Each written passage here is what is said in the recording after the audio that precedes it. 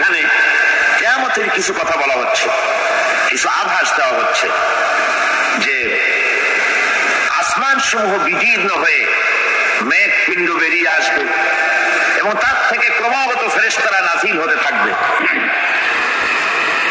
আল্লাহর হাবিব বলেছেন কেউ যদি কিয়ামতের দৃশ্য দেখতে চায় সেজন্য সূরা ইযা শামসু কুবিরাত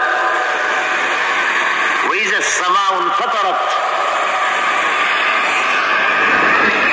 ইযা সামাউ শাক্কাত এই সূরাগুলি যেন পড়ে, তাহলে কিয়ামতের দৃশ্য তার চোখের সামনে প্রতিভাত হবে। কিয়ামতের দৃশ্যটা আসলে কেমন হবে সেই সূরাগুলি তেলাওয়াত করলে সে বুঝতে পারবে। যেমন আল্লাহ পাক বলছেন ইযাস সামাউ ফাতারাত ওয়া ইযাল কাওয়াকিবু তাফারাত ওয়া ইযাল বিহারু ফুজ্জিরাত ওয়া ইযাল কুবুরু বুসিরাত। যখন আকাশসমূহ চূর্ণ বিচূর্ণ হয়ে যাবে আর তারকাসমূহ বিক্ষিপ্ত হয়ে পড়বে, সমুদ্র মহাসমুদ্রগুলি দীর্ণ বিদীর্ণ হয়ে যাবে, কবরগুলি সব উদ্গীরণ করে দেবে, তার মধ্যে যা আছে সে সবগুলি।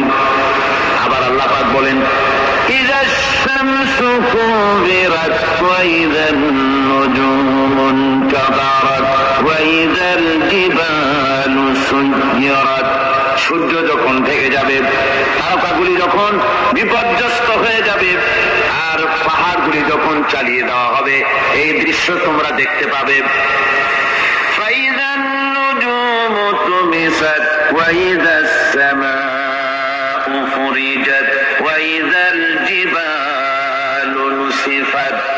সেদিন অবস্থা এমন হবে সমস্ত তারকাগুলি স্তিমিত হয়ে যাবে আর আকাশসমূহ দীর্ঘ বিদীর্ণ হয়ে যাবে, আর দেখতে পাবে পাহাড়গুলি সমস্ত পাহাড়গুলিকে উড়িয়ে দেওয়া হবে। আবার অবস্থা আরো কি হবে,